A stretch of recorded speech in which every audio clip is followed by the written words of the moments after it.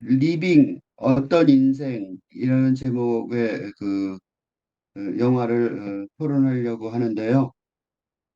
사실 이 교수의 영화 읽기에서 이거를 할까 말까 고민을 했던 게 있었는데 그 이유는 어, 약간 비판적인 너무 일방적으로 비판적인 토론을 하는 거는 뭐 세디즘적이긴 하지만 그런 음, 즐거움밖에 없어서 건설적인 어떤 토론이 되지 않는다면 자꾸 피하는 경향이 있습니다. 그래서 약간 비판적이 될 수 있는 영화들을 얘기를 안 하려고 하는 경향이 있습니다.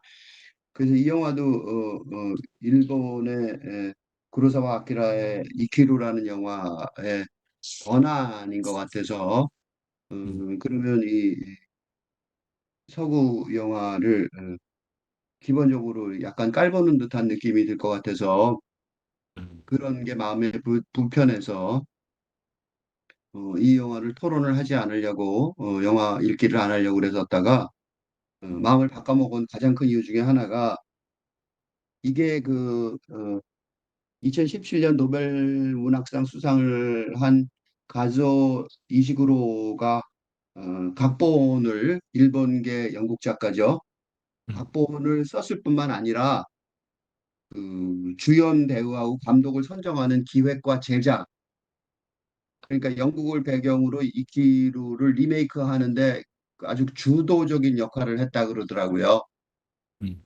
음, 그래서 그런 내가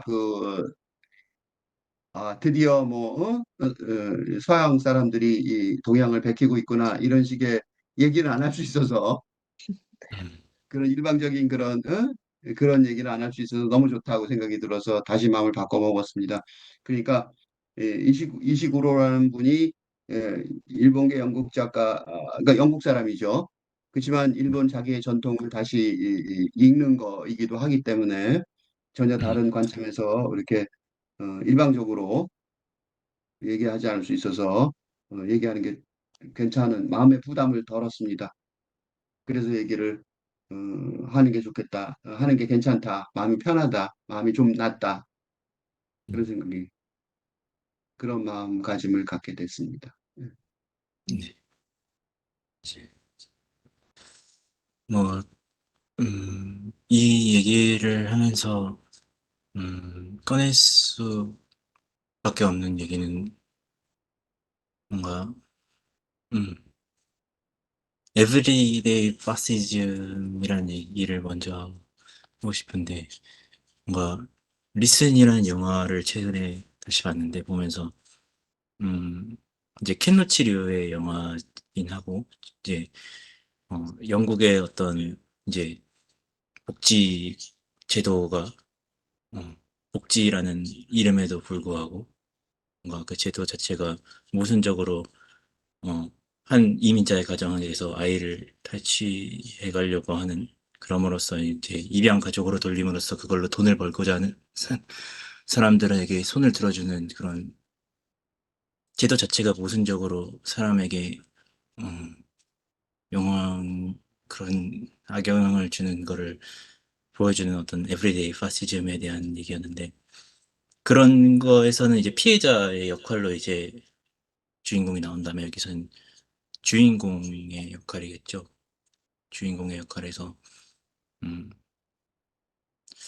음, 그 사람의 어떤 영혼에 대해서 얘기해보고, 또 뭔가, 음, 음, 그런 주인공의 입장에서도 별 다를 게 없다는 그런 게 아무래도 이 영화에, 좀 색다르게 볼 수 있는 점이 아닐까. 좋은 사람이라는 영화에서 정국이라는 감독이 이제 얘기했던 것처럼, 거기서도 이제 좋은 사람이 되려고 이제 노력했던 선생의 결과가, 학교 제도라는 거를 통해서 모순적으로, 어, 아이에게 나쁜 행위자가 되었던 것처럼, 음, 이곳에서도, 그냥 가만히 있으면서, 공무원으로 있으면서 서류나 돌리면서, 음, 여기서 서류를 줘도 뭐 뭐 해가 되진 않으니까요. 이런 식으로 넘기기만 하면 서로 토목과 공원과 시민과에 계속 넘기기만 하는 그런 제도에서 아무것도 해결되는 게 없는데 오히려 이제 나서면 더욱 음, 일이 커지게 되고 서로과의 침범을 하게 되는 모양이 되니까 더 안 나서려게 하게 되는 그런 주인공의 어떤 감정에 음, 공감이 되게 만드는 어떤 영화 중 하나였다고 생각을 합니다. 음. 이 조금 전에 말한 에브리데이 파시즘이라는 매일매일 이 생활 속에 들어와 있는 그런 파시즘을 얘기를 했는데 그게 이제 미셸 푸코가 바이오 폴리틱스 그러니까 정치가 거대 정치가 있는 게 아니라 생활 속에 들어와 있는 정치 그런 얘기를 병원의 탄생, 감옥의 탄생, 그 감옥의 그 음, 탄생에서 벌써 얘기를 했죠. 그러니까 그치. 근대 제도 자체가 학교도 그렇고 병원도 그렇고 감옥 구조잖아요. 음, 파놉티콘. 그 가운데 감시탑이 있고 그 사방을 쳐다보는 그 선생님이 그러죠. 시험 감독하듯이. 음, 그다음에 그런 내용들은 굉장히 많죠. 음, 근대 사회가 지금 거의 끝에 다다르고 있어서 붕괴되고 있으니까 그런 좋은 사람 아까 얘기도 했지만 최근에 읽은 괴물이라는 영화도 음, 음, 엄마도 아이를 맞아. 좋아하고 선생님도 아이를 좋아하는데 애를 괴물로 만들어하고 있죠. 부모도 그 아이를 좋아하는데 말하자면 사랑이라는 이름으로 아이를 괴물을 만드는데 사실은 우리가 괴물이라는 거죠. 거기서 그 영화를 보고 사람들이 쇼크를 먹은 이유가 부모도 괴물이고 부모도 애를 궁지로 몰아넣고 선생님도 음, 애를 학교 제도도 애를 궁지로 몰아넣고 음, 그걸 보다가 갑자기 깨닫는 거죠. 관객도 나도 그럼 저기서 누구냐? 나도 그 아이를 궁지로 몰아넣는 사람이구나. 그 관객도 자기도 괴물이라는 사실을 거꾸로 애가 괴물이 아니라 자기가 괴물이라는 걸 깨닫는 거고 최근에 나온 티처스 라운지도 비슷하죠. 그치. 그러니까 이 근대 사회 자체가 그렇다는 것, 그게 전제로 들어있는 거고, 최근에 그켄 로치의 영화들이 다 그런 식으로 근대 사회, 근대 그 관료 조직이 얼마나 나 다니엘 블레이크도 그런 거죠. 음, 그 전부 다 근대 조직이 얼마나 사람들을 도와주기로 예정돼 있는, 음, supposed to help people 하기로 돼 있는 데 거꾸로 그 사람들을 억압하는 기재가 되고 있는 그런 음, 장치로 되어 있다는 것. 그게 아주 기본적인 그 상식이고 그런 음, 상식이 이 영화에서도 그대로 깔려 있죠. 음, 음, 음, 이, 그,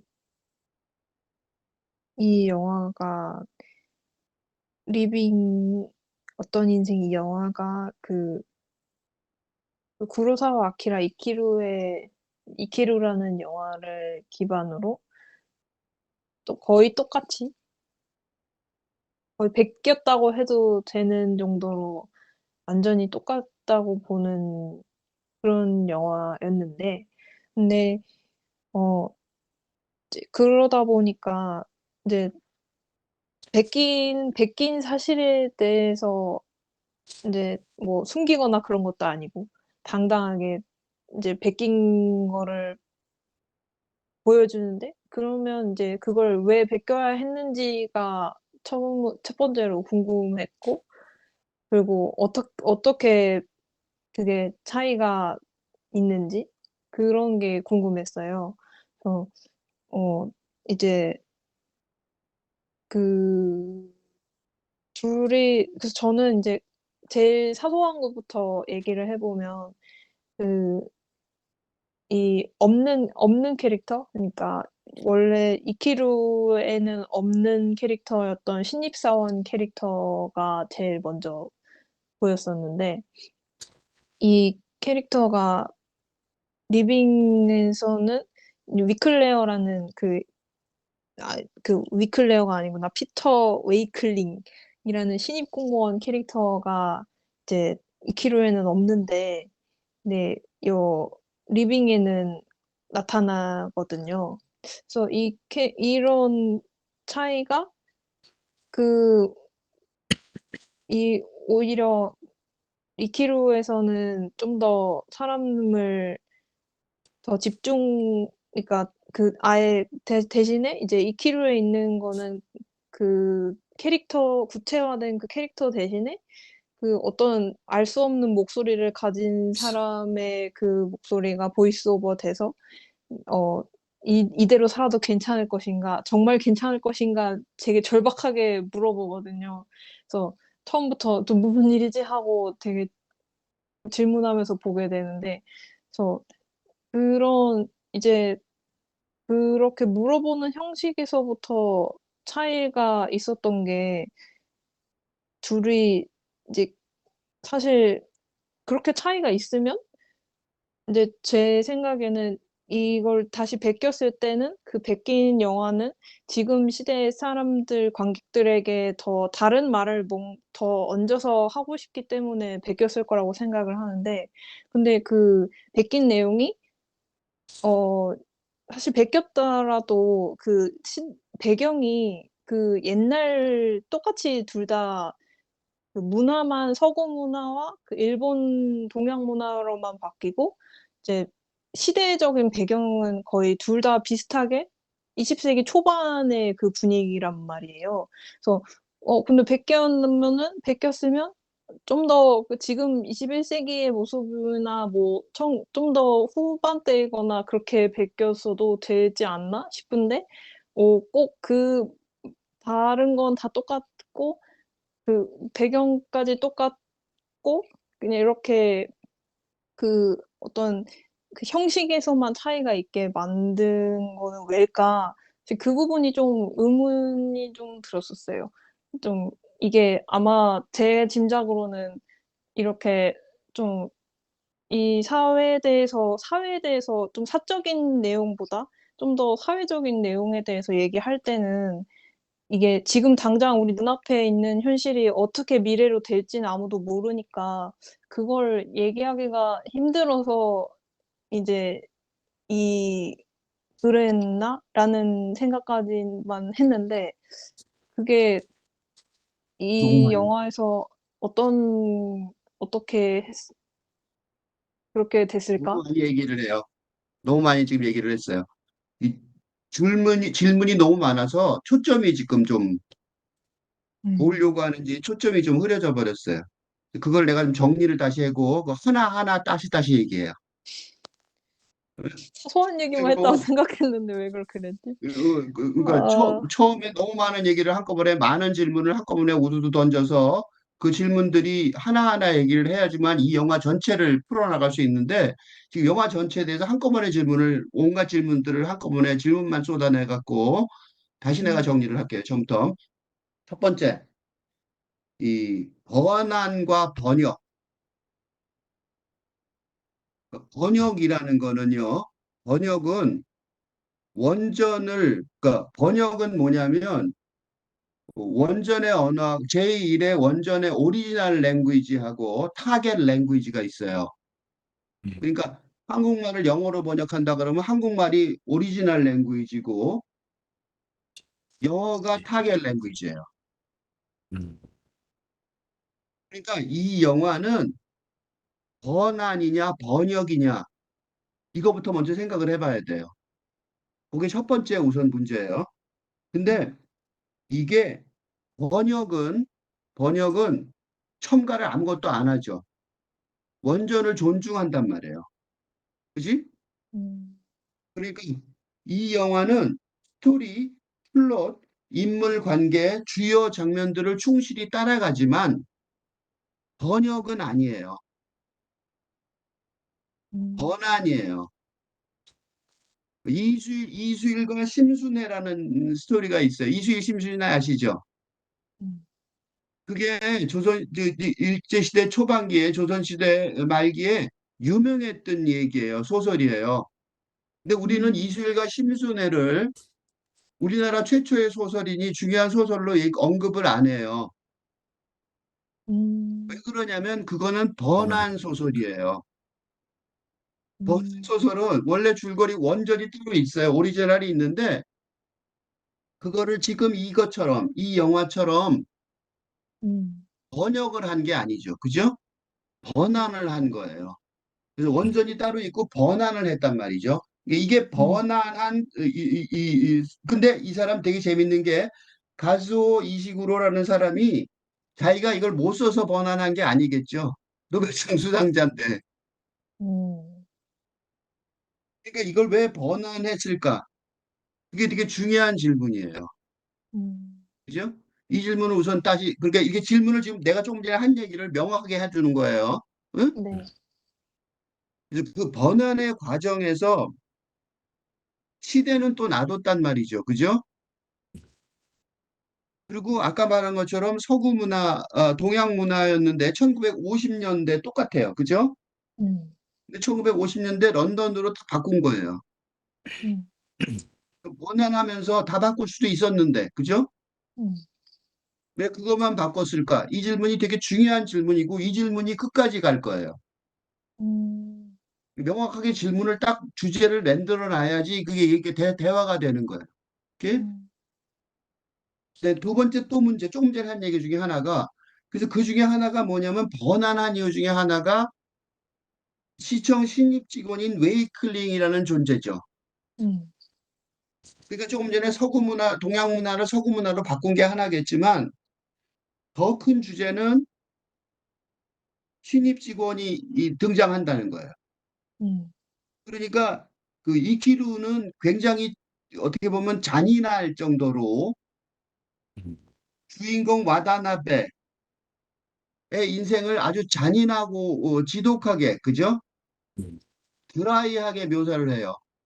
음, 무의미한 인생인 것처럼 보이게 만들 정도인 거죠. 음, 그 정도로 만드는데 와다나베라는 이름 자체도 이 여기 있는 그 저기 이 새로 나온 영화의 윌리엄스도 마찬가지인데 윌리엄 시청 공무원이죠. 그 약간 과장급 되는 공무원인데 음, 와다나베나 윌리엄스는 장삼 이사예요. 이 씨나 김 씨나 박 씨 같은 거예요. 음, 음, 그러니까 와다나베나 윌리엄스는 영국에 그런 사람 많고 일본에 그런 사람 많아요. 그러니까 평범한 사람의 어떤 모습을 그렸단 말이죠. 그죠? 음, 왜 바꿨느냐 이거죠. 이거 한참 생각을 해봐야 될 거예요. 내내 생각을 해봐야 될 거예요. 하나 더 음, 내가 제기를 하고 싶은 거는 제목이에요. 영어로 음, 리빙이잖아요.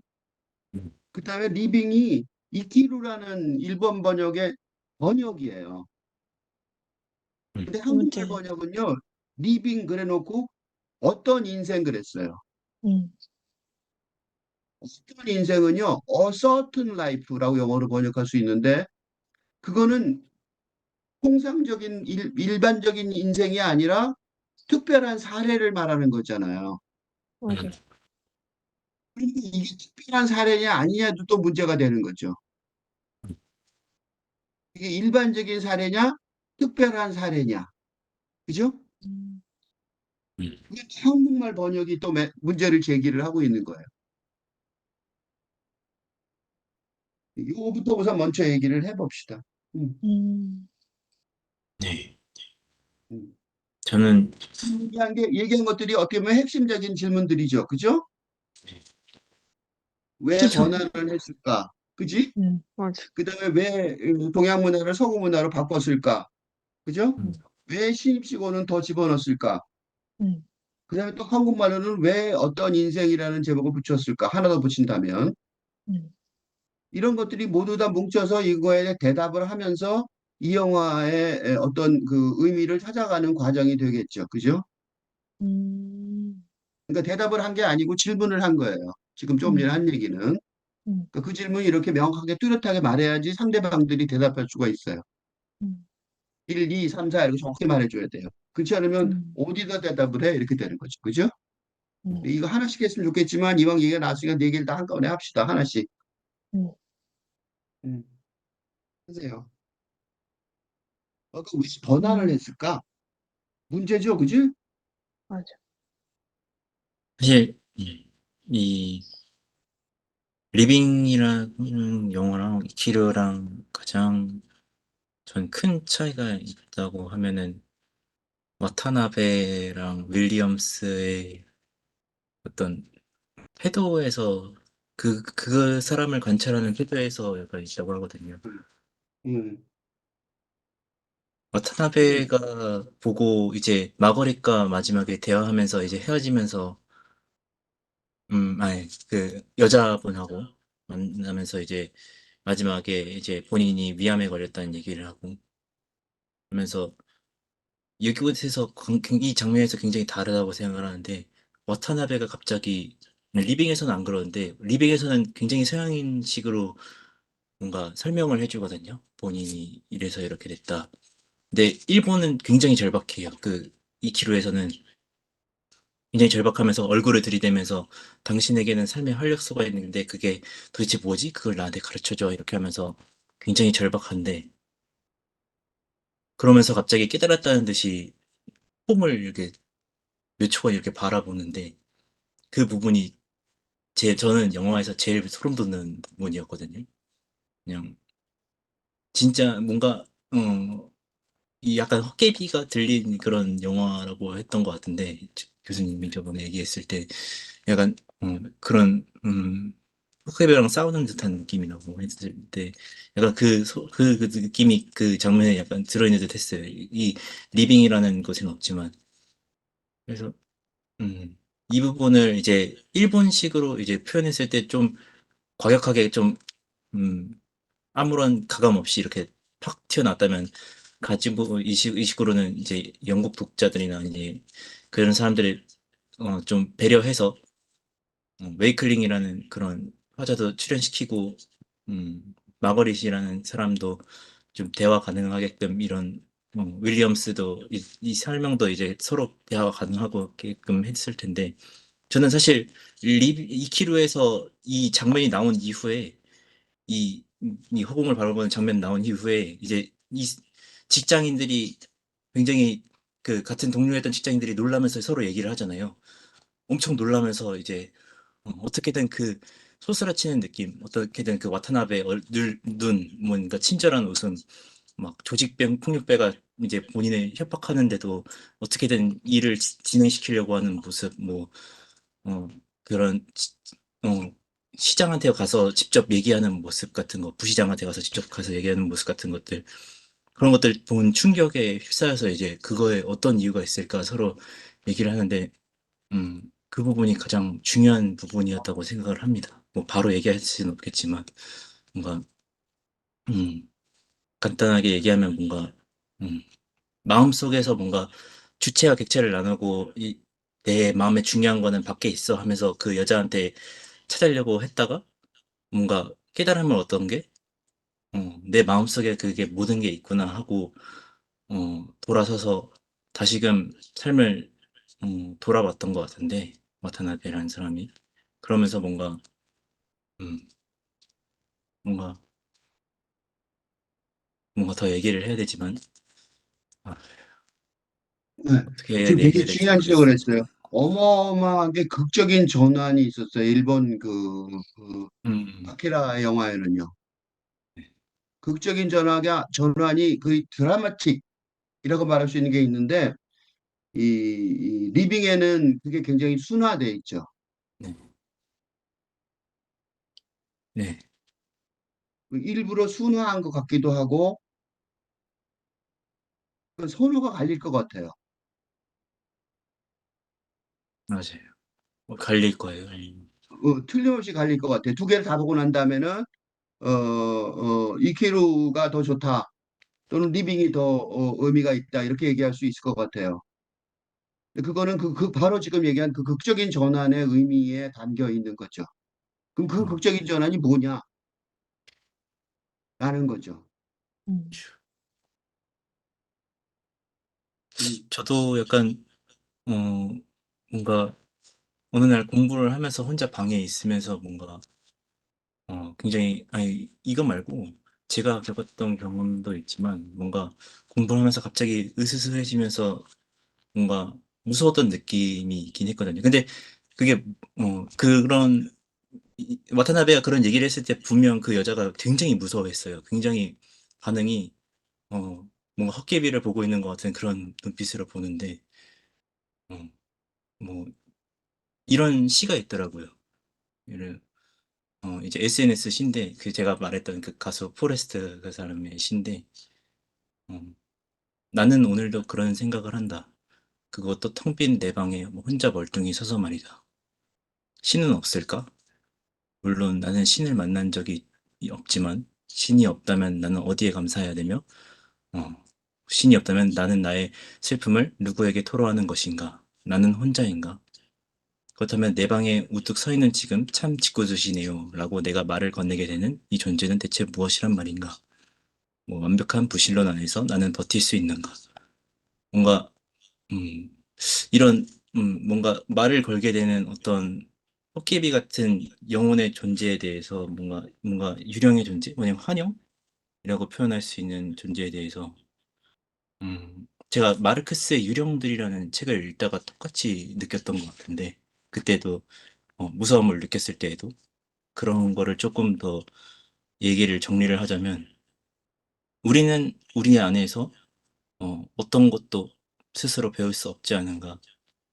오직 타자를 통해서만, 죽음을 통해서만 삶을 배울 수 있다. 하지만 내 머릿속에서 벗어날 수 있는가? 내 마음을 벗어나 타자 안에 들어갈 수는 없다. 음. 그러니까 여자한테 직접 이입할 수는 없다는 거죠. 신도 아니고 죽은 것도 아니기에 하지만 어, 이키로의 와타나베 산처럼 죽을 힘은 다한다면 괴물의 요리와 마키마처럼 어, 뭔가 영혼의 마음을 연다면 그런 선수행이 오랫동안 지속될 수 있다면 나는 신이 되어 볼 수도 죽은 자가 되어 볼 수도 있다. 내 마음속에 선물처럼 들어와 머무는 죽음과 타자의 순간들에서 나는 충분히 그럴 수 있다. 뭔가 그런 영혼의 어떤 함께 머금으로 인해서 뭔가 환영이 같이 머금을 통해서 뭔가 음, 이런 것들이 가능하다라고 음, 생각을 했었고 이런 것들 이런 환영 때문에 그런 이키로에서는 모든 사람이 소스라치게 놀라는 장면을 일부러 재현해낸 것 같고 음, 일부러가 아니라 그냥 그대로 재현이 된 것 같고 오히려 이제 일부러 이 가시오 이시구로의 각본 속에 있는 영화 속에서는 그런 게 재현이 안 된 게 아닌가라는 생각이 들었습니다. 두 개가 어떻게 보면 같은 거일지도 몰라요. 음, 그쵸, 그러니까 그쵸, 맞아요. 삶이 우리 삶이요. 연합뉴스의 이영재 기자가 쓴 기사의 제목이 뭐냐면 시한부 인생이 됐을 때 비로소 보이는 음, 것이라는 제목이에요. 제목만 중요한데 그다음에 시놉시스의 첫 얘기가 이렇게 돼 있어요. 영화 그 시놉시스가 매일 정해진 시간에 기차를 타고 집과 직장을 오가며 기계처럼 반복적인 일상을 살던 런던 시청 공무원 윌리엄스 씨는 자신에게 살 날이 불과 몇 달밖에 남지 안 남았다는 소식을 듣게 된다. 음, 다시 말해서 삶에 우리 모든 삶에 우리가 지금 뻔하게 그냥 괜찮다고 언제나 살 것처럼 얘기하지만 음, 그쵸, 삶의 이 바닥이 완전히 무너져 없어져 버리는 음, 그런 상황을 누구나 만나게 될 거란 말이죠. 음. 그런데 그거를 우리는 다 터부시하고 금기시하고 얘기를 안 하는 거예요. 그런데 그런 걸 얘기 안 할 수 없는 상황이 있죠. 시한부 인생. 음, 그런데 대부분의 사람들은 시한부 인생이 됐을 때라도 내가 만약 그렇다면 그 얘기를 지금 못하죠. 그쵸, 그쵸, 그 얘기를 하면 일상적인 관계가 끝나는 거죠. 그쵸. 그러니까 지금 저 임정식 의원이 얘기한 것처럼 그런 의스스함을 느끼는 거예요, 우리가. 음, 음. 근데 언급을 안 하는 거죠. 서로 회피하는 거죠. 음, 그래서 이 리빙에서는 이키루에서는 그거를 용감하게 말하는 사람이 있었고, 그러니까 다들 으스스하고 그거를 어떻게 할 수가 없죠. 그죠? 음, 경악하는 표정으로 쳐다볼 수밖에 없고 유령을 본 것처럼 쳐다볼 수밖에 없는 거죠. 그렇게 말한다면. 그리고 이 리빙에서는 그런 걸 말을 안 하니까 사실은 말 없음 표에 들어가 있는 거죠. 음, 음, 그러니까 그 신입 직원이 웨이클링이 그 기차 장면에서 마지막 올라오는 기차 저 장례식이 끝나고 올라오는 기차 장면에서 대화가 계속 서로 끊겨요. 음, 말 맞아요. 없음 표가 그게 이제 영화로 저 시나리오로 쓴다면 말 없음 점점점점이 계속 있는 거죠. 음, 음, 그 말 없음 표에 있는 내용이 전부 다 그런 거죠. 음, 그러니까 말 없음 표에 일상에서는 말 없음 표에 있지만 말 없음 표에 있다고 해서 말을 할 수 없는 건 아니잖아요. 맞아요. 그것도 삶의 일부분이란 말이죠. 그걸 보여주는 게 와타나베와 윌리엄스의 인생이죠. 음, 말 없음 표가 아니잖아요. 죽음은 삶 속에 엄연히 들어와 있어요. 단지 우리가 아닌 것처럼 악착같이 밀어낼 뿐인 거죠. 음, 그걸 굳이 보여주는 게 와타나베라면 음, 그걸 신사답게 그렇죠. 안 보여주는 게 윌리엄스겠죠. 두 개는 차이가 별로 없어요. 그런 차이만 있는 거죠. 그죠? 그러니까 주제는 스토리하고 플롯은 똑같아요. 그래서 음, 음, 전달하는 방식이 다른 거죠. 그죠? 음, 음. 음.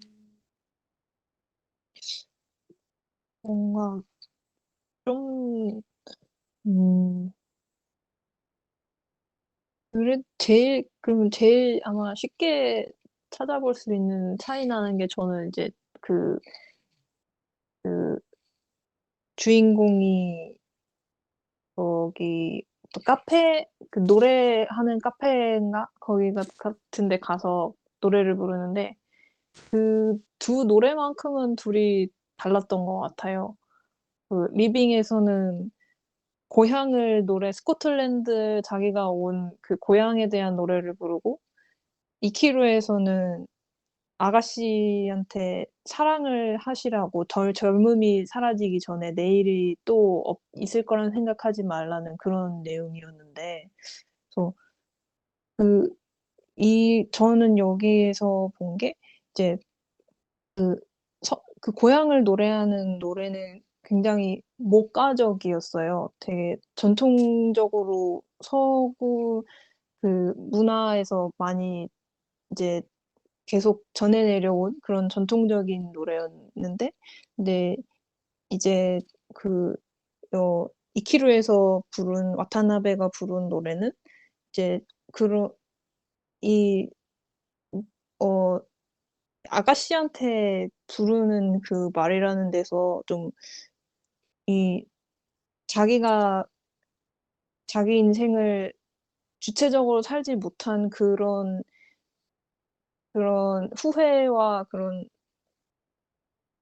그 회한을 좀 전달을 하는 그 대상이 이제 그 당시에는 여성들의 그런 주체 정체성을 이렇게 발휘해서 내가 사회에 나가고 이런 게 그게 막 갖춰지지 않을 때니까. 그래서 그게 자기가 제일 공감을 할 수 있을 것 같은 그 대상이 아마 이제 가장 연약한 위치에 있는 그런 아가씨의 그런 계층이라고 해야 할까요? 그 대상이 아니었을까. 그래서 그런 차이가 이제 좀 그 동양과 서양의 차이라고 했을 때 이런 주체성, 나의 정체성에 대한 그런 자아에 대한 그 문화와 이해가 그 차이에서 오는 게 이제 지금 이 현대 문화가 다 일본이든 한국이든 영국이든 다 근대화가 됐지만 근데 이 전통에서 올라오는 그 철학에서부터 고대에서부터 올라오던 그런 문화의 자아에 대한 문화의 차이는 이 그 좀 뿌리 있게 박혀 있는 그런 게 아닐까? 그래서 그런 차이에서 이렇게 어 인제 그냥 굉장히 흔한 노래를 부른 것일 텐데 거기서 이렇게 그게 이제 이 주인공 개인의 문제로는 보이지 않게 만드는 그런 노래였던 것 같아요. 어 이 동양과 서양 문화 굉장히 좋은 지적을 했는데, 이 동양 문화의 가장 큰 강점이랄 거는 지금 근대 사회 속에서 특히 더 그런데, 근대 음. 자아의 그 독립 정체성의 위기가 왔을 때 동양인들은 위기감을 좀 덜 느낄 가능성이 있어요. 음. 동양 사상은 나의 자아의 중요성, 응? 음. 나의 그 독립 주체적인 중요성에 대해서 그렇게 집착을 하는 편이 아니거든요. 우리는 그 음. 허무 사상, 음. 공사상 이런 것들이 그 동양 문화에 기본적으로 있어서 공동체 의식이 강해서 그런지 몰라도 그게 적어요.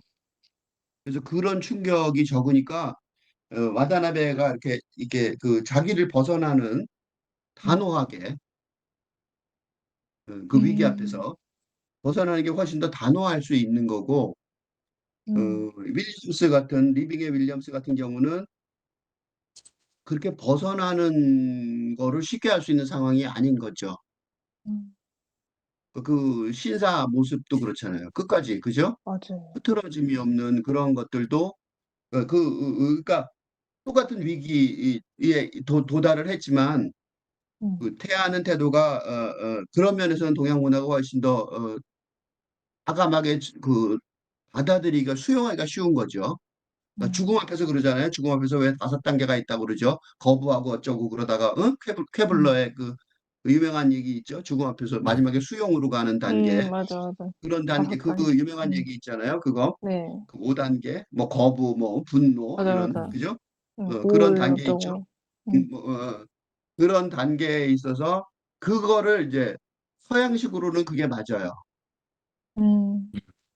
그렇게 그 단계를 밟는데 동양식으로는 그런 단계보다는 수용하는 게 훨씬 더 빠를 수 있다는 거죠. 동양 문화의 음. 전통 때문에 그런 거예요. 음. 그런데 서양 문화의 전통의 또 좋은 점은 그렇게 받아들이기 어렵기 때문에 설명력이 강해요. 음. 와다나베처럼 충격적으로 왜 받아들였는지 옆에 사람들이 당황스러울 만큼 설명의 단계가 생략돼서 음. 어, 어쩌면 단호해 보이기도 하지만 어쩌면 이해가 좀 어렵잖아요. 네. 그게 특히 그게 뭐가 있냐면 이 마가렛이라는 여성한테는 설명이 가능한데 자기 아들 있잖아요. 그 음. 아들을 홀로 키웠단 말이죠. 맞아. 그런데 아내가 나오니까 아내 편을 들 수밖에 없죠. 왜냐면 유산 문제가 걸리니까. 그건 어디나 마찬가지죠. 그러니까 아들한테 자기가 자기 얘기를 못 해요. 음. 아들이 나중에 굉장히 마가렛하고 따로 만나서 음. 엉뚱하게 반성을 하죠. 음. 그런 장면이 이 키로에서는 들어갈 수가 없죠. 중간에 그런 절차 과정이 없으니까. 음. 음. 들어갈 그 음. 여지가 없는 거예요. 아니요. 그런데 리빙에서는 그런 여지가 생긴 거죠. 설명을 길게 단계별로 하다 보니까. 음. 그런 면에서는 이 번안된 이 리빙이라는 영화가 굉장히 좋은 영화라고 여겨져요. 음. 왜냐하면 지금 시대에는 구로사와 아키라가 1952년도에 위키루를 만들 때는 이 얘기가 설득력이 없었을 가능성이 많아요. 음. 그래서 구로사와 아키라 감독은 평생 좀 괴로웠어요. 자금 때문에. 설명하기 어려운 영화들을 걸작인데 음. 너무 시대 맞아. 앞서 설명하기 어려운 영화들을 만드니까 굉장히 괴로웠겠죠.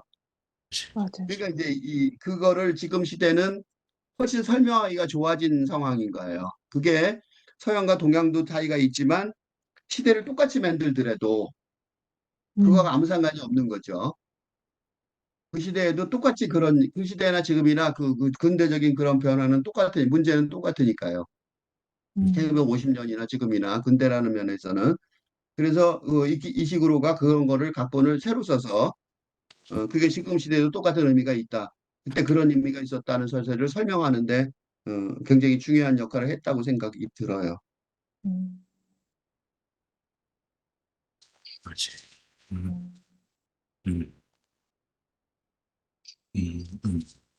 깨달음에 있어서 뭔가, 음, 대중의 차원이든, 뭔가, 최, 음, 고의 어떤 선사의 깨달음의 차원이든, 같다라고 했던 어떤 성가 마이스터의 그 영상에서 얘기했던 그런 것들이 떠오르고, 뭔가 수직기술류가 얘기했던 것 중에, 물결과 물은 결국 하나다라는 뭔가, 음, 뭔가 물결이 치더라도 물결은 단물이고 물도 물결의 하나에 이렇게 포함된다는 것 이런 얘기들. 그래서 뭐 작은 자가 깨닫든 간에 큰 자가 깨닫든 간에 둘이 깨달음은 같은 것이다 이렇게 얘기했던데 음, 음, 그런 얘기가 뭔가 근데 뭐 와닿는 게 서로 다르겠죠.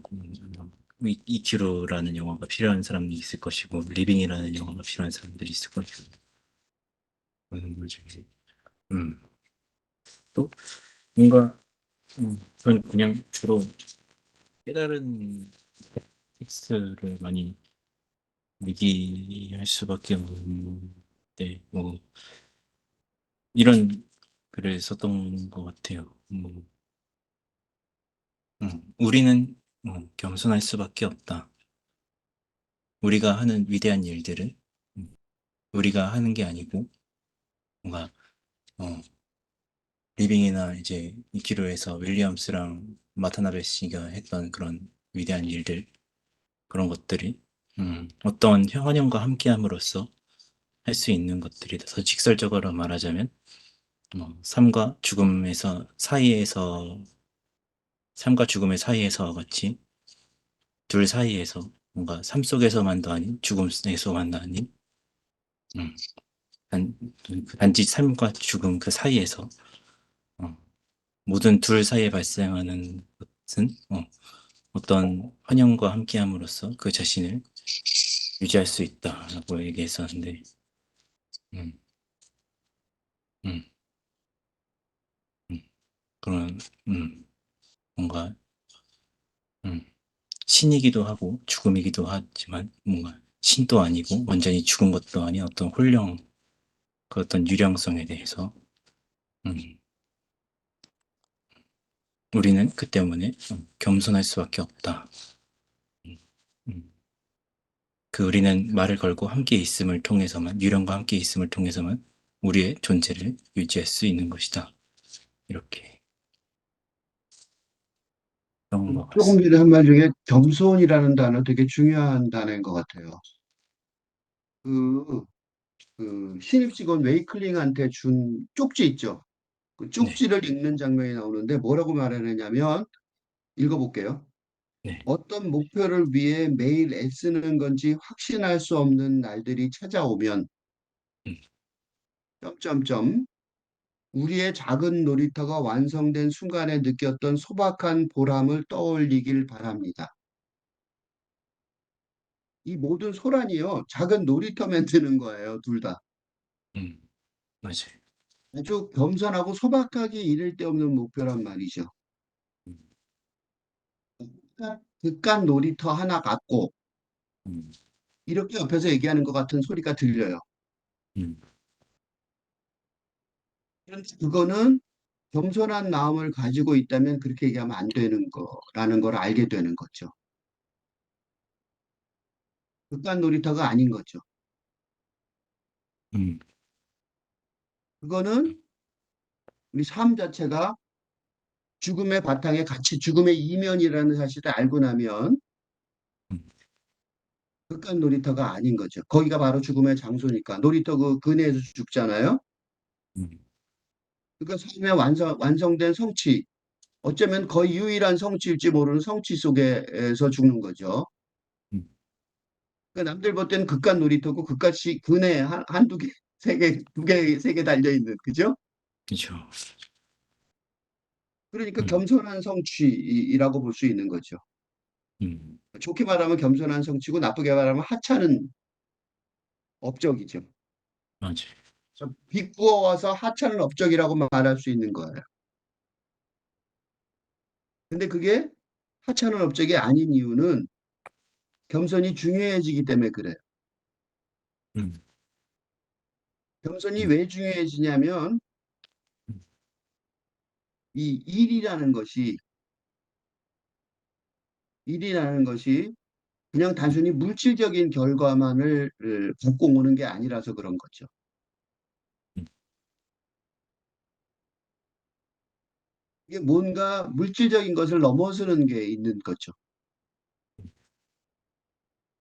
그 직업이라고 말할 때 occupation, job 이렇게 얘기하면 occupy는 시간을 차지하다는 뜻이잖아요.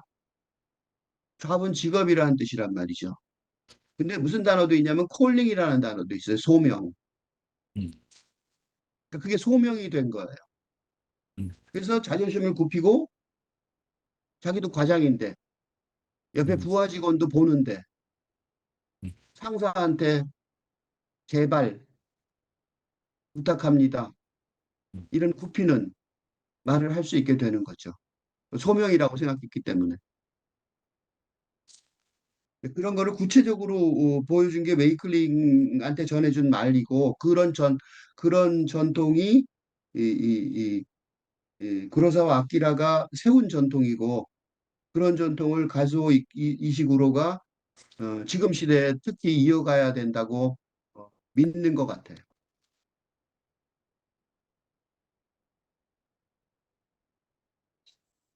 음, 음, 이게 직업, 이 영화에, 아까 이제, 그, 어, 이게, 이 영화가 한국어 제목으로는 어떤 인생이 음, 들어간다고 했었잖아요. 그래서, 어, 이게 어떤 인생이라고 하면, 그러니까, 사실 저는 이게 일반적인 인생의 얘기는, 어, 그러니까 일반적인 인생이 그 사례로 되어야 되는데, 아직 못 되고 있는 게 아닌가 하는 생각이 들었어요. 그래서 그러니까, 그러니까 우린 아직 그게 일반화되지 못했으니까 인생이라고 말할 수밖에 없으니까 그렇게 했는데, 이게 그거를 그래서 누구에게나 다 닥치게 될 그런 그 마음속에서부터 내가 진지하게 고민을 하지 않을 수 없게 될 문제인 거를 보여주는 영화로 이 영화가 탄생했다고 생각이 들었는데, 특히 그래서 저는 이 영화의 주제가 딱 명확한 게, 이제 저희는 이 영화 제목은 리빙, 인생에 대한 얘기지만, 그 인간이 인생에서 평생 떼어놓고 살 수 없는 게 이제 직업이잖아요. 우리는 일과 인생을 분리시켜서 살 수가 없는데, 근데 그런 이 직업에 대한 영화라고 생각을 했어요. 근데 다만 이제 우리가 생각하는 직업은 항상 돈을 벌기 위해서, 그리고 그걸로 잘 먹고 잘 살려고, 그런 나의 어, 자아의 성취를 위해서, 그런 자본주의를 일단 기본적으로 배경으로 둔 그래서 직업 윤리에 따라서 우리는 열심히 일을 하고 돈을 벌면 잘 살 수 있을 것이다. 그런 유토피아적인 요소가 다분한 믿음을 가지고 사는 게 기존의 그런 전제와 같은 그런 사상이었는데, 근데 이게 그렇지가 않다는 것을 하나씩 영화에서 까보여주는 게, 특히 그 그래서, 근데 이 영화가 사실 주인공은 은퇴하는 그냥 사람의 얘기잖아요. 이제 은퇴가 다가온 나이 든 아저씨의 얘기라고 할 수 있는데, 근데 그런, 사실 이제 은퇴하고 나면 돈도, 그것도 중산층 정도 돈 되는 그 돈도 있겠다. 왜 이 사람이 이렇게 불행하게 보여야 하는가. 사실 누구보다 이제 은퇴 생활을 즐기고 여생을 살다 가면 되는데. 그래서 그런 점에서 우리가 이제는 근데 이제 그 밑에 이 위클레어, 누구냐, 웨이클링이라는 네. 어. 신입사원의 입장에서는 그렇게 달라지려고 하는 윌리엄스의 모습이 계속 눈에 밟히는 건데, 그런 웨이클링의 시선이 지금 저 21세기를 살아가는, 그러니까 근대의 그 자본주의 윤리, 직업 윤리에서 그것만으로는 우리가 진짜로 미래에 그렇게 행복하고 웃으면서만 살 수 있는가에 의문을 갖기 시작한 시대에는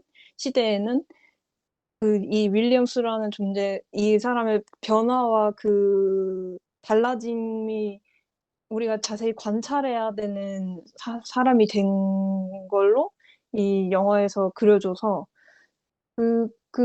그거를 이제, 그리고 거기에 동의를 하는 젊은 저와 비슷한 관객들이 많이 이 영화를 보러 온 것 같았어요. 그래서 참, 내가 혼자 직업에 대해서 고민하는 게 아니라는 그 위로 하나만으로 좀 이제 대학에 가서 많이 내가 앞으로 뭐 먹고 살지를 많이 고민하느라고, 특히 요즘 한국에서는 이제 아무것도 안 한 그 인구가 뭐 50만 명이 넘는다, 이런 뉴스가 자주 나올 정도로 그 직업에 대한 고민이 정말 심각한 수준인데, 그런 대안할 수 있는 그런 직업 윤리를 대안해서 우리가 어떻게 일을 하고 살아야 되는지에 대해서 좀 그 돈 이상의 가치를 보여주는 그 부분이 이 영화에서 그것만 봤어도, 그 가치만 고민하게 만들었어도 충분히 좋은 영화가 아니었나? 그런 생각이 들었어요. 우리 한 얘기를 한마디로 정리하면 이런 거네요. 히루라는 영화를 음. 번역을 리빙 어떤 인생으로 했으면 맞아요. 음. 그거는 아주 특별한 어떤 인생이었어요. 그때는 그러니까 1952년도 나왔을 때는 특수한 사례였던 거죠. 음. 그런데 지금 이 영화는 리빙 어떤 인생이 아니라 우리 모두의 인생이에요. 음. 두 개를 섞어서 보면 그럴 것 같아요. 왜냐하면 음. 한병철의 피로사회라는 책이 요새 전 세계적으로 히트치고 있죠. 네. 맞아요. 지금 시대는 윌리엄스가 하는 고민을 우리 모두가 해야 되는 일상에서 음. 그런 시대인 거예요. 지금 말한 것처럼 이게 누구 한 사람의 음, 어떤 한 사람의 삶이 아니에요. 그 그렇죠. 윌리엄스라는 특별한 사례를 그게 이제 이 사람은 나이가 들었지만 젊어도 마찬가지인 거죠. 이제 편하게 살려고 그러는데, 그지? 집도 있고 돈도 있고 뭐 괜찮은데, 그지? 그게 다 있더라도 소용이 없다는 거죠. 그런 장치일 뿐이고 지금 시대는 죽음이 오지 않아도 죽음이 오지 않아도 웨이클린 같은 시청 신입 직원이라도 윌리엄스와 똑같은 문제를 처음부터 부닥치는 거죠. 리빙의 마지막 장면에 웨이클링이 윌리엄스가 앉아서 죽은 그 그네를 보는 장면을 가서 경찰하고 만나는 장면이 나오는데 이식으로가 하고 싶었던 얘기도 그렇고 그게 설득력 있는 얘기도 구로사와 아키라가 말하려고 했던 것이 어떤 인생의 얘기가 아니라 근대인 모두의 삶의 문제, 일하고 사는 삶의 문제, 또는 그냥 사는 삶의 문제의 기본적인 틀이라는 것, 우리가 직면하고 있는 가장 중요한 질문이라는 것, 그 질문을 설명해 내려고 이식으로가 각본을 쓰고 열심히 영화를 제작하고 기획한 것 같아요. 음, 그래서 음, 어떤 인생? 그거는 이끼루가 나왔을 때는 어떤 인생으로 받아들여져 왔지만 지금은 영어 제목처럼 리빙 한다는 것, 음, 한다는 것의 문제. 뭘 하고 살든지 안 하고 살든지. 더 나가면 일 자체가 아니더라도. 그러면 이제 문제가 가장 심각한 문제가 뭐냐면 그러면 어떻게 구원받을 수 있는가요? 그럼 어떻게 하면 살 수 있는가? 어떻게 하고 살아야 되는가? 그죠? 이 문제가 누구 전체의 문제, 어떤 사례, 특수한 사례가 아니라 우리 모두의 문제라면 어떻게 하면 이거를 이런 삶의 난제 앞에서 난경 앞에서 어떻게 하면 이것에 어떻게 하면 돌파구를 찾을 수 음, 있는가? 그런 심각한 질문을 하게 되는 거죠. 그렇죠. 맞아. 음. 이렇게 계속 기시감이라고 하죠. 뭔가 다가올 것에 대해서 어떻게 다가오지 않은 미래를 준비할 것인가. 음.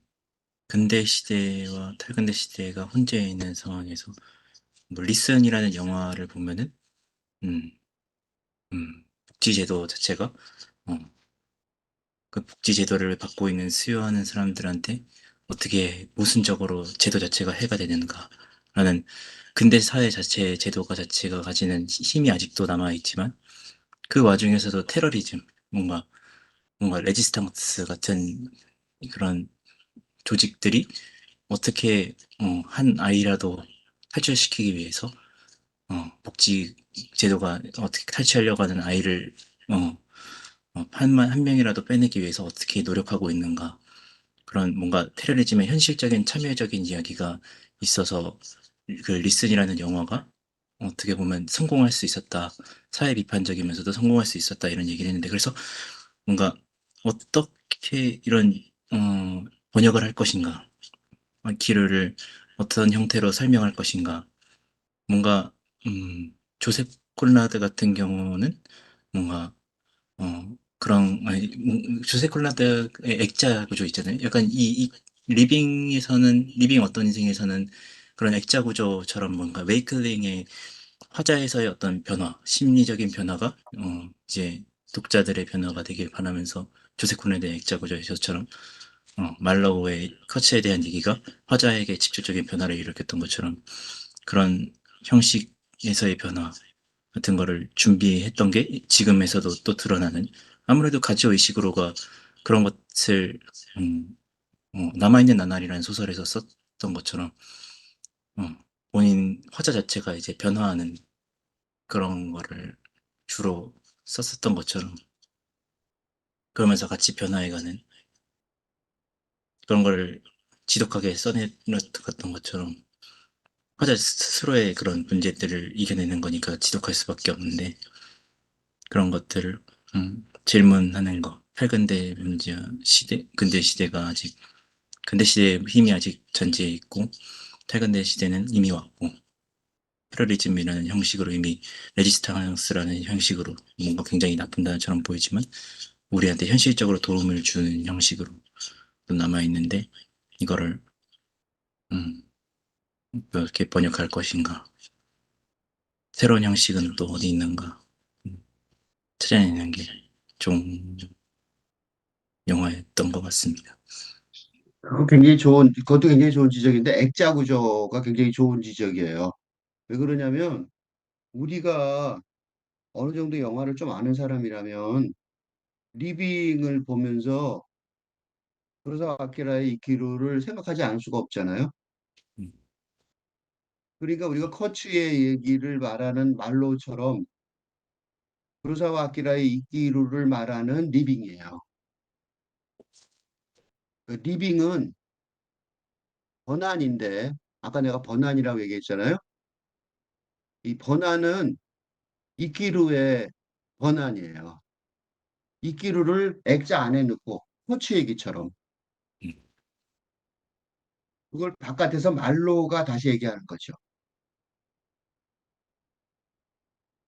그렇죠. 그러니까 이것도 액자 구조라고 볼 수 있어요. 그 액자 구도인데 다른 영화가 액자에 들어가 있는 거죠. 그럼 이 영화 안에서는 어떻게 돼 있냐면 윌리엄스 씨의 복장이에요.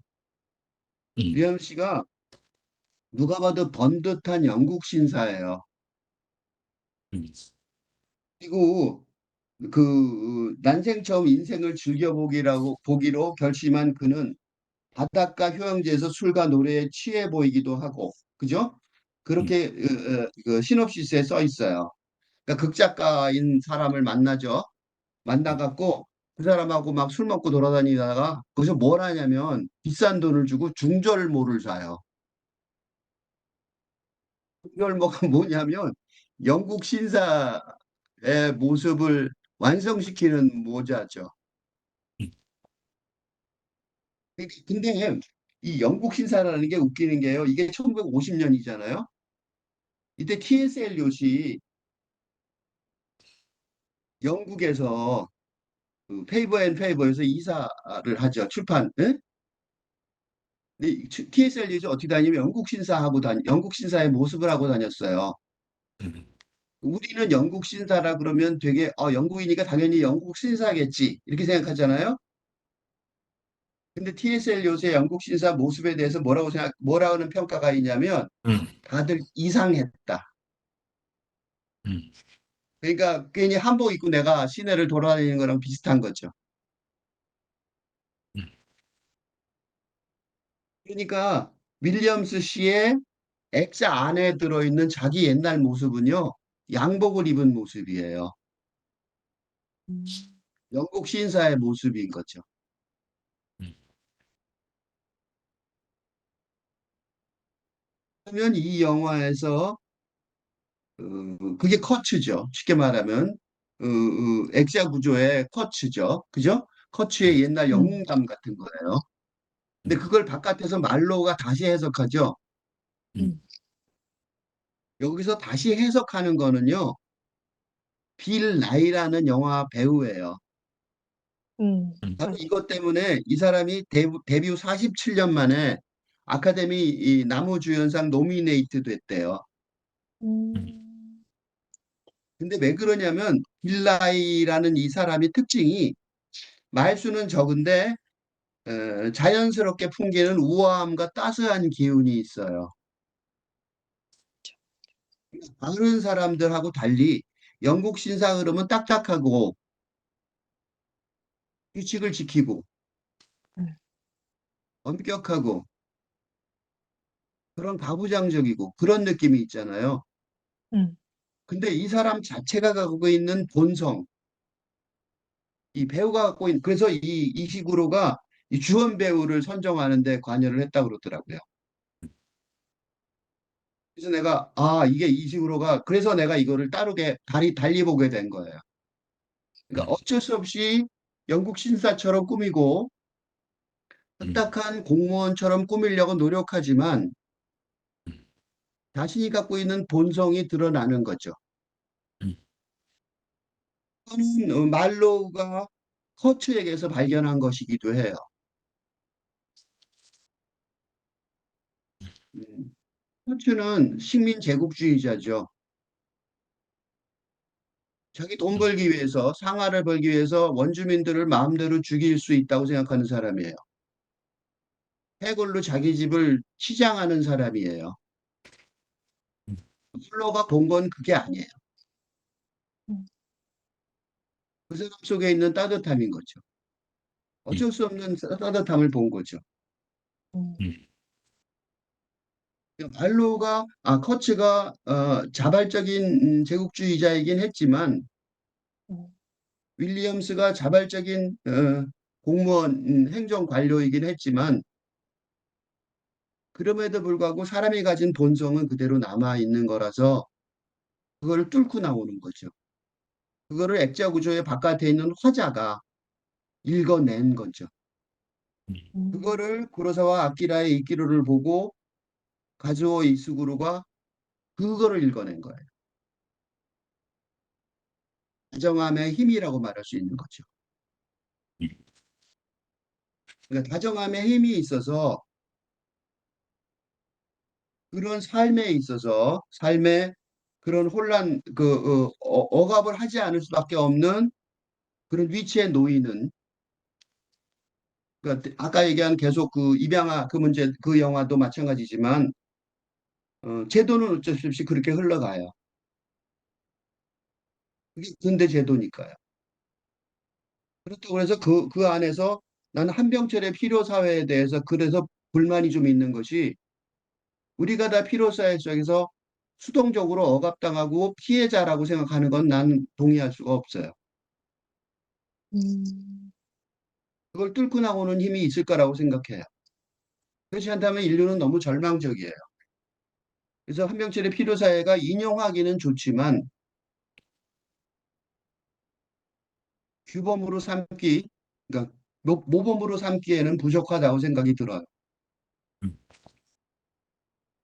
그래서 구로사와 아키라의 이 영화가 그 와다나베 주인공 이키로의 와다나베가 속안에 가지고 있었던 따뜻함, 그 따뜻함이 결국은 음, 아주 소박한 목적이지만 목표이지만 그 목표를 향해서 죽을 때까지 노력을 해서 그 놀이터를 성취를 하잖아요. 그러니까 어떻게 보면 남들이 볼 때는 아주 하찮은 업적이지만 인간 승리인 거죠. 음. 그 다정함, 그 따뜻함이 나는 삶을 구원할 거라고 믿어요. 음. 음, 음. 정리할까요? 네. 네. 한마디씩 하고 나도 한 번요. 음, 제가 코츠 얘기를 했으니까 콜레드도 음, 이제 본인하고 비슷한 지식인들을 대상으로 백인 지식인들을 대상으로 제국주의의 뭔가 사실적으로 드러내기도 하지만 제일 간접적으로는 음, 음, 전달하고 싶었던 메시지는 아무래도 코치와 같은 음, 사람의 어떤 음, 표본을 통해서 화자처럼 음, 너희도 좀 깨달아라 하는 점이 당시 지식인들이 이제 모두 다 아프리카에 갔었으니까 정말 그 지식인들을 향해서 말로의 이야기를 듣고 그런 말로우가 거치를 봤던 그거를 깨닫고 음, 제대로 할 수 있는 삶의 방향을 고민해 봐라 뭔가 이런 식으로 다정하게 얘기를 해줬고 그런 다정함이 물론 후에 백인들에게 이제 전해지면 뭔가 그거라고 생각해서 어, 가장 식민주의적인 사람이라는 뭔가 평가를 하기도 하지만 유명한 비평가에 의해서 하지만 저는 그런 건 전혀 아니라고 생각하고 뭔가 오히려 음, 음, 그 형식을 보완함에 있어서 정말 대단한 성취를 했던 게 아닌가. 액자 구조라는 그 형식 속에 그 다정함이 드러날 수 있는 형식을 개발해낸 것 자체가 그거를 정말 우리 시대에 와서는 인정해줘야 되는 게 아닌가라는 생각을 하고 있습니다. 음, 음. 음. 음. 이 영화관 딱 들어가서 이 영화를 보는데 이제 나중에 이렇게 훌쩍이는 소리가 많이 들리더라고요. 그래서 다들 이제 그렇게 공감하면서 보는 그 왜 사실 뭐 이렇게 리빙이라는 제목만 봤을 때도 딱 사는 것에 대한 개념적인 또 철학적인 어려운 얘기를 하겠구나. 그런 감이 좀 오는 영화인데도 일부러 보러 가서 그렇게 눈물을 흘리려고 하는 그 모습에도 참 이제 같이 관객으로서 앉아 있는데도 그냥 앉아만 있는데도 위로가 되는 그런 모먼트가 좀 있었고 그래서 이러 이런 영화들에 대해서 또 계속 토론을 하는 것도 이제 결국은 내가 사실 정말로 내가 잘 살고 싶어서 계속 보는 거고 저 그런 앞에서 더 먼저 고민을 했던 사람의 이야기를 계속 들어보러 가는 건데 이 이런 그래서 이 영화가 사실 그냥 어떤 사람만 보지 않고 다 같이 진짜 보러 가는 그게 그런 미래가 얼마 안 멀 수도 있겠다는 그런 생각까지 했던 것 같아요, 이 영화를 보고 와서. 어 참 어 정말 상상이 안 가는 그런 미래까지 어 좀 상상 뭔가 좀 음 그냥 소비되지 않는 그런 생각을 했던 것 같아요. 좀 음 인생을 되게 돌아보는 거를 넘어서는 돌아보기만 해서는 안 되고 그러니까 반성이 아니라 계속 상상을 하게 되는 계기자 기회가 또 됐던 것 같아서 좀 그런 개인적인 좀 소감 그런 게 좀 있었던 것 같아서 네 말을 해 봤습니다. 임정식 위원이 했던 얘기 중에 그 조세 콘라드 얘기에 그 조세 콘라드는 그 시대의 상황이 제국주의가 가장 전성기죠. 어드맥심 때. 그러니까 그분은 그런 고백을 해서 가장 충격적인 고백인데 인간의 본성은 안 바뀔 거다. 굉장히 절망을 했던 거죠. 그래서 음. 악몽에 많이 시달리고 절망을 했는데 그 절망을 했음에도 불구하고 커치에서 인간성을 보려고 노력한 그런 면이 있고 하지만 그 사람은 그런 얘기를 희망적인 걸로 못 바꿨어요.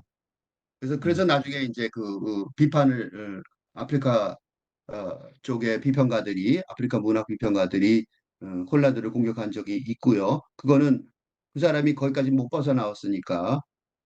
그리고 조금 전에 이은지 의원이 말한 것 중에 중요한 얘기는 어, 리빙이라는 것이 산다는 것 그게 보편적인 얘기이고 어떤 인생이고 특수한 사례가 아니고 보편적이 될 것이다. 라는 그런 얘기를 했는데 그게 바로 이 가수 이시구로가 각본을 썼을 뿐만 아니라 기획과 제작했다 소리는 자기가 번 돈을 응? 아마 맞아요. 노벨상 상금 받은 돈까지 영화 만드는 돈이 참 다 많이 털었어. 들잖아요. 맞아. 다 많이 투자를 해서 만들었다는 거를 뜻하고 그만큼 이 영화에 가지고 있는 미래의 어떻게 미래를 선도하는 미래의 그림을 미래의 세계관을 보여주는 그런 보편화될 미래의 음. 모습을 보여주는 내용이라고 여겼기 때문에 어, 음. 자기가 잘 아는 일본계니까 일본의 정서를 좀 많이 알 수 있겠죠. 그런 것들을 일부러 선정을 해서 그래서 그게 지금 현재는 그때는 특별한 사례였지만 지금은 어, 지금 시대의 미래다.